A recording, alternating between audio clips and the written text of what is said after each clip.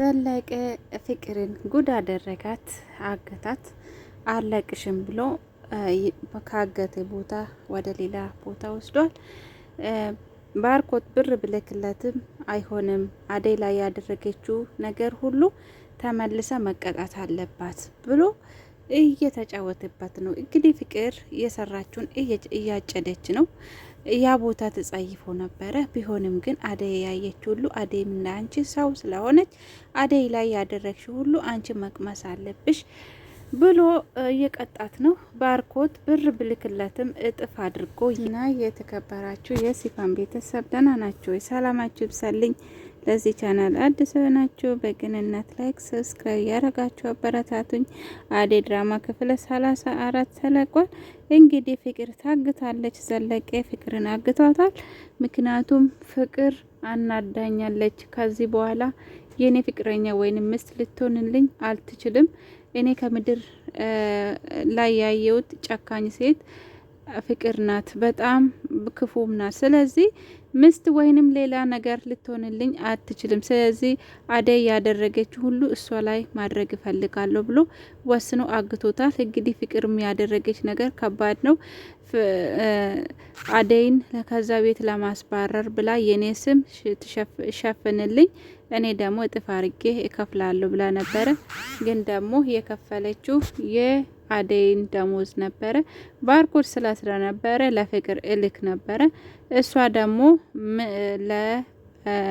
ለዘለቀ ነው የከፈለችው የ2 ወር ደሞዟ እና ግን ደግሞ ይሄ ነገር ዘለቀ ስሰማ ከአደይ ነው የሰማ። የዘለቀ ስሰማ ትግስት አጣው። እንዴት እንደዚህ ታደርጋለች? እቺ ልጅ ለፍታ ባላባ ያመጣችው ነው እና እሷ ደግሞ እንዴት እንደዚህ እኔን ትገዛኛለች በአደይ ብሎ እኔ ማገት አለብኝ ብሎ አግቶታል። እዛ ቤት አደይ በታገተች ቦታ አደይም እንደዚህ መከራን አይታለች።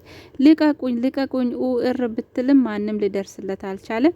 መጨረሻ ላይ እኔ ተማሪ ስለሆንኩ ብር የሚሰጥክ ብር የለም፣ አጥፍቻለሁ፣ ላንተ ሰጥቻለሁ፣ ስለዚህ ለባርኮት ደውልላት ነው ያለችው። ለባርኮት ስደወልለትም ባርኮት ብር ልኮለታል። ግን ብር ቢያገኝም እንኳን ሊለቃት አልቻለም። ምክንያቱም በደንብ መቀጣት አለባት ብሏል።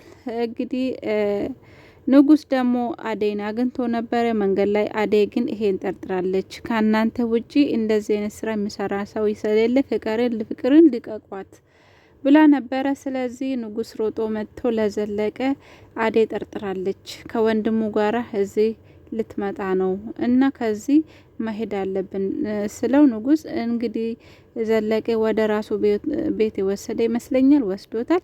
ፍቅር እንግዲህ የት እንዳለች በአሁኑ ሰዓት አይታወቅም።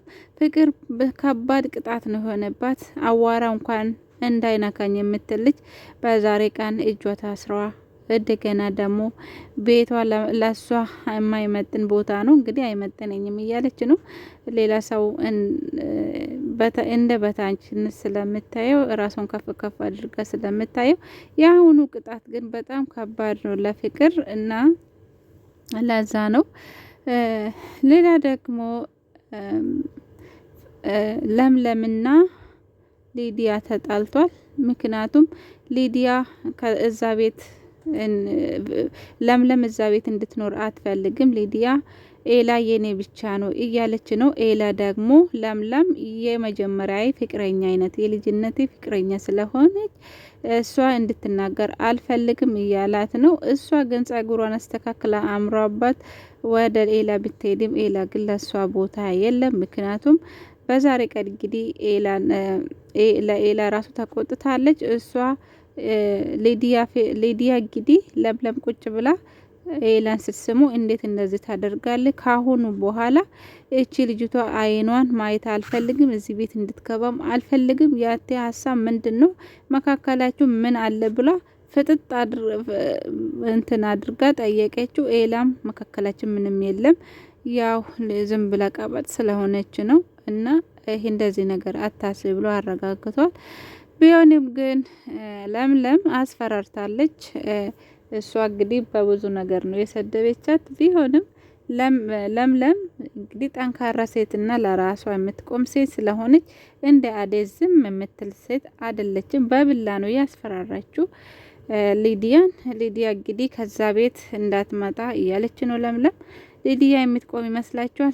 ሊዲያ በአሁኑ ሰዓት ኤለን ወደዋለች። እንደዛ ነው። ከፍቅር ጋራም ጸብ ናቸው። ፍቅር እንግዲህ አይታችኋል፣ በርሷ ላይ ቆልፋ እያለች ነው መቶ ያ እንትኑ ዘለቀ መቶ ያገታት ለሊዲያ ላይ በር ቆልፋ ነበረ እና ማንም ሰው ሊደርስለት አልቻለም። እንደው ሊዲያ እንኳን ባትቆልፍበት ትደርስለት ነበረ። ማንም ቤት የለም፣ ባርኮት ቤት የለም፣ እንደገና ደግሞ ዴቭን ቤት የለም። አደይ ጋር ሄዷል እና አደይ እንግዲህ የለመኗት ነው ከዚህ ቤት አትውጪ ባክሽን፣ እናቴም እዚህ እንድትቆይ ትፈልጋለች ያለ ነው ባርኮት። እንደገና እንግዲህ አስብበታለሁ እያለች ነው። በመሀል እናቷ ደውላለታለች። እኔ ግን እንደመስለኝ አደይና የባርኮት እናት እኔ እንጃ አላቅም፣ ብቻ የኔ ልጅ ቤቴን ጥለሽ እንዳትሄጂ ላንቺ ነው አደራ ሰጣውት ከዛ ቤት እንዳትወጪ ብላ ነው ደወለችላት። አደይን ግን በጣም ነው የምትወደው። አላቅም፣ አደይ እንደ ልጇ ነው የምታየው። ትክክለኛ ልጇም ልትሆን ትችላለች፣ አይታወቅም። እንደዛ ነው ቤተሰቦቼ። ፍቅር እንግዲህ አደይ ከቤት ማባረር ስትፈልግ ለራሷም ተባረረች፣ ለራሷም ታገተች። ችግር ውስጥ ነው ያለችው። አደይ ግን የማን ትሁን? ባርኮትም በፍቅር አይን ያያታል፣ ዴቭም በፍቅር አይን ያያታል። እንግዲህ አደይ የማን ትሁን? ዴቭ ግን በጣም ይወዳታል። ያው ባርኮት በውስጡ ነው የያዘው፣ ከውስጡ አውጥቶ አልተናገረም። ቢሆንም ግን ይወዳታል፣ ያከብራታል እና ግን ዴቭ ደግሞ በጣም ተጎድቷል በአደይ ፍቅር።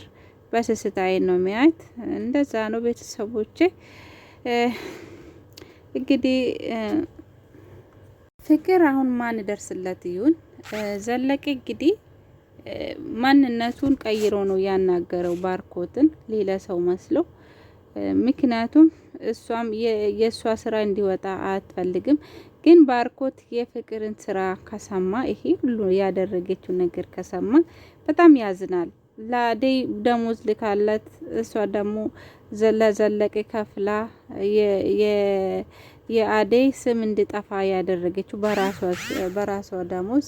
ይሄ ነገር ስሰማ ባርኮትም ይሁን ሌላ ሰው በጣም ያዝንበታል። በአሁኑ ሰዓት ግን ችግር ውስጥ ነው ያለችው። እንግዲህ የፍቅር እንድታገተች ሊዲያ ተደስታለች። እንግዲህ እንኳን ታገተች ደስ ብሎኛል እያለች ነው። እንግዲህ አንድ ላይ ሆኖ በጣም ተያይዟል፣ ተጣልቷል እና ፍቅር እንግዲህ በሰራችው ቅጣት እያገኘች ነው።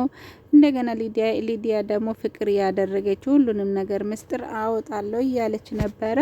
እንግዲህ መቼ እንደምታወጣ አይታወቅም፣ አይቀርለትም፣ ታወጣለች። ምስጢር ተደብቆ አይቀርም።